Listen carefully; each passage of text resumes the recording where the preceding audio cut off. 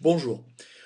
Aujourd'hui, nous allons étudier la question du groupe social, dans le chapitre numéro 4 qui porte sur les groupes et réseaux sociaux. Le groupe social peut d'abord être défini comme un ensemble d'individus qui présentent non seulement des caractéristiques communes, mais qui sont aussi en interaction, se définissent comme membres d'un même groupe et sont définis en tant que tels par les autres. Alors pour essayer de bien comprendre cette définition, nous allons tout d'abord commencer par distinguer trois situations qui correspondent à trois concepts utilisés par les sociologues. La notion d'agrégat physique, la notion de catégorie statistique et la notion de groupe social. De cette manière, on va voir comment le groupe social se distingue de l'agrégat physique et de la catégorie statistique. Nous pouvons utiliser trois situations qui apparaissent sur ces photos pour distinguer ces trois concepts. Sur la première photo, nous voyons une foule d'individus qui prend le métro. A priori, ces individus n'ont aucun point en commun, si ce n'est le fait de se retrouver au même endroit, au même moment. Les sociologues utilisent donc la notion d'agrégat physique pour qualifier cette situation, c'est-à-dire, à nouveau, un ensemble de personnes qui se trouvent à un même endroit et qui n'ont pas de relation particulière entre elles. Cette première situation, celle de l'agrégat physique, se distingue donc d'une autre situation, celle de la catégorie statistique. Pour l'illustrer, nous pouvons utiliser cette deuxième photo où l'on voit des chômeurs à Pôle emploi dans une file d'attente. Il y a cette fois-ci un point commun entre ces individus. Ils partagent une caractéristique commune, ici le fait d'être au chômage. Pour autant, on ne peut pas parler de groupe social. Il s'agit ici d'une catégorie statistique, c'est-à-dire d'une collection d'individus créée par le sociologue pour ses besoins de recherche. En effet, la notion de chômeur n'existe pas en tant que telle, elle est fabriquée, constituée par des sociologues ou des économistes pour mener un certain nombre de recherches et comprendre le phénomène par exemple du chômage. La dernière situation, celle d'une manifestation des collectifs de sans-papiers, se distingue des deux autres, puisque ici, on note au moins deux points communs entre les individus. Première chose, ils partagent une caractéristique commune. Ici, en effet, ils sont sans-papiers, ou alors, eh bien, il y a des personnes qui soutiennent ces sans-papiers. D'autre part, l'ensemble des manifestants sont en interaction et ont donc la conscience d'une appartenance commune, celle d'appartenir à des collectifs de sans-papiers. Or, cette situation correspond bien à un groupe social. Ce n'est ni un agrégat physique, ni une catégorie statistique, puisque nous avons bien un ensemble d'individus qui partagent des caractéristiques communes, qui sont en interaction, et qui ont conscience d'appartenir au même groupe. Après avoir défini la notion de groupe social, il convient de distinguer plusieurs types de groupes sociaux. Les sociologues distinguent traditionnellement le groupe social primaire et le groupe social secondaire. Pour mieux les définir, prenons le temps de les comparer. On peut alors se demander quelle différence il y a entre ces deux groupes sociaux, à savoir la famille en haut et le monde du travail dans une entreprise en bas. D'un côté, on peut les distinguer par le degré d'intimité. Dans la famille, il n'est pas nécessaire de préciser qu'il y a une intimité forte, alors que dans une entreprise, l'intimité tend plutôt à être faible. D'autre part, la nature des relations interpersonnelles n'est pas la même. Dans une famille, il y a plutôt des relations de face à face qui sont fondées sur la solidarité. En revanche, dans une entreprise, les relations sont plutôt fonctionnelles car elles sont fondées sur la fonction professionnelle des individus.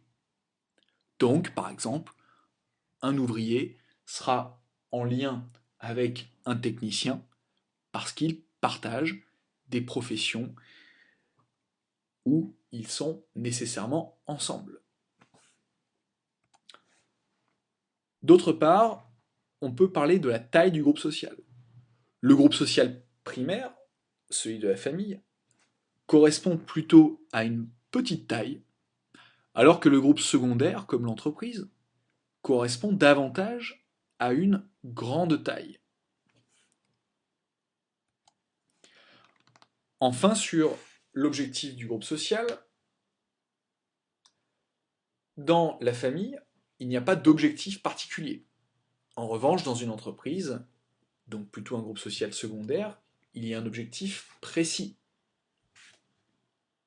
Celui, par exemple, de faire du profit. Pour terminer, le dernier critère est constitué par la durabilité du groupe. Dans une famille, il y a plutôt un groupe stable, fort, lié par des relations de solidarité, alors que dans une entreprise, le groupe tend plutôt à être instable, certains quittant l'entreprise, de nouveaux arrivants, etc., etc. Donc, au final, on peut caractériser le groupe social primaire comme un groupe plutôt de petite taille, qui se caractérise par des relations interpersonnelles de face à face, fondées sur la coopération et la solidarité. Ce groupe est plutôt stable, fort et non spécialisé. Donc on vient de donner l'exemple de la famille, on pourrait aussi prendre celui d'un groupe d'amis. Le groupe social secondaire, lui, est plutôt de grande taille. Ses objectifs ainsi que le rôle des individus sont précisément définis et les relations interpersonnelles sont plutôt fonctionnelles. Là, on peut donner l'exemple d'un syndicat, d'un parti politique, d'une association ou d'une entreprise, comme on vient de le voir. Les sociologues opèrent une autre distinction, celle entre le groupe social d'appartenance et le groupe social de référence. Le groupe d'appartenance, c'est le groupe social auquel appartient l'individu compte tenu de son statut social, c'est-à-dire de sa place occupée dans une hiérarchie sociale. Le groupe de référence est un groupe social dont les normes et les valeurs sont adoptées comme modèles par un individu.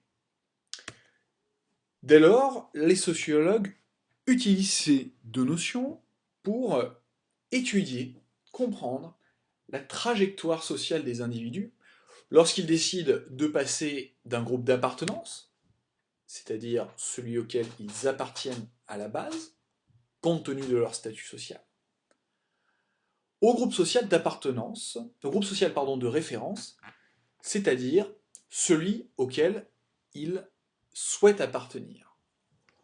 On est donc là dans un processus de socialisation anticipatrice. Pour illustrer cette socialisation anticipatrice et le passage d'un groupe d'appartenance à un groupe de référence, on peut utiliser le film Tout ce qui brille, qui est sorti en 2010, où les réalisateurs abordent la question d'une trajectoire sociale ascendante. En effet, ce film raconte l'histoire de Lila et Ellie. Elles vivent toutes les deux à Puteaux dans une cité HLM et voilà, partagent plutôt les normes et les valeurs d'un milieu populaire. Et toutes les deux, elles souhaitent pénétrer le monde très privé de la bourgeoisie branchée parisienne. Alors que Ellie va prendre ses distances avec ce groupe de référence, qu'elle vise, toutes les deux, Lila va essayer d'en adopter les normes et les valeurs pour faciliter son intégration sociale à ce milieu. Donc, dans ce film, à travers Lila et Ellie, on voit comment deux individus essayent de passer de leur groupe d'appartenance à un groupe de référence. Le plus simple pour illustrer sans doute cet exemple est de vous laisser regarder la bande-annonce dans la prochaine diapo. Qu'est-ce que vous pensez de la France? J'adore la France. Oh, c'est génial, merci beaucoup. Pamela Anderson et tout de suite. Pamela Anderson, c'est tout pourri. Pamela Anderson, c'est drôle, c'est comme ça. Et non, mais c'est pas drôle. T'aurais pu choisir une autre meuf. C'est toi, Pamela Anderson. Yeah. Salut. C'est qui? Je sais pas. Pourquoi tu lui as dit bonjour? On va pas faire genre on connaît personne, ça fait ringard. Parce que dire bonjour à un cam, ça fait Paris Hilton. Je vous dépose? Non? Vous allez où? À Neuilly. Et vous habitez où? Tiens, si tu veux ranger les manteaux, le dressing, il est là-bas. C'est quoi cet appart? Devine à quoi elles font les pâtes? Caviar. Encore plus ouf. Au citron. Mais au citron, c'est pas un truc de riche, ça? T'es rentré tard? Un peu. T'es relou, hein? Comme t'es une petite femme danois. T'es un gars bien, je comprends pas pourquoi tu fais des trucs comme ça. Cadeau de Max. Oui, parce que t'as une paire de pompes à 300 €, tu crois que t'es arrivé? Regarde comme t'es jaloux. Moi, je suis. C'est quoi, t'as toujours été jalouse de moi, toi? Mais toi, fais ta vie de merde dans ta cité de merde. De toute façon, t'es faite pour ça. Sérieux, m'adresse plus jamais la parole. Je meurs à l'instant si un jour je te reparle. Comment elle est toute claquée, votre embrouille, en fait? Tu la laisses aller au bout de son délire, elle va revenir. Joby, Joba.